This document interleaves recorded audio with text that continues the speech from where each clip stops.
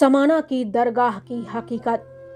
पंजाब के शहर पटियाला से 28 किलोमीटर दूर एक तारीखी कस्बा है जिसका नाम है समाना, जिसको अब मशहद ए हिंद भी कहा जाने लगा है, क्योंकि इस सरजमी पर सिया वर्ग के 8वें इमाम हजरत अली रजा के फर्जंद हजरत अली वली, जो इमाम मशहद कहे जाते थे, दफन है। तारीखी हवालों में मिलता है कि इमाम रजा को अब जब अब्बासी सल्तनत के दौरान जहर देकर शहीद कर दिया गया और फिर उनके खानदान के दूसरे लोगों का भी जीना मुहाल हो गया, जिसकी वजह से इमाम अली रजा के बेटे हजरत अली वली अपने कुंबे को के साथ ईरान के मशहद नगर से पलायन करके 9वीं सदी में भारत आ गए और पटियाला के पास एक वीरान मकान पर रुके। पटियाला उस समय थानेसर के राजा के अधीन था।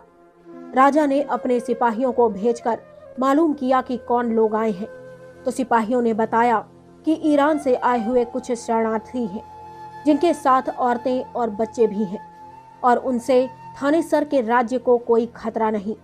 यह सुनकर थानेसर के शासक ने उनको वहीं रहने दिया, जिसके बाद हजरत अली वली ने आसपास के लोगों से जमीन खरीदकर वहीं रहना शुरू किया और एक नई बस्ती बसाई, जिसका नाम उन्होंने अपनी माता हजरत समाना के नाम पर समाना रखा।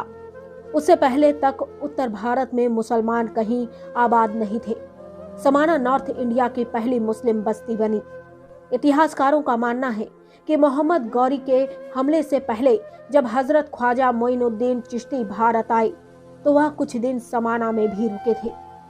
समाना कई शताब्दियों तक सैयदों का अहम केंद्र रहा, लेकिन 1947 में जब भारत का बंटवारा हुआ तो दंगे यहाँ भी हुए, जिनमें सारे मुसलमान या तो मारे गए या पाकिस्तान चले गए।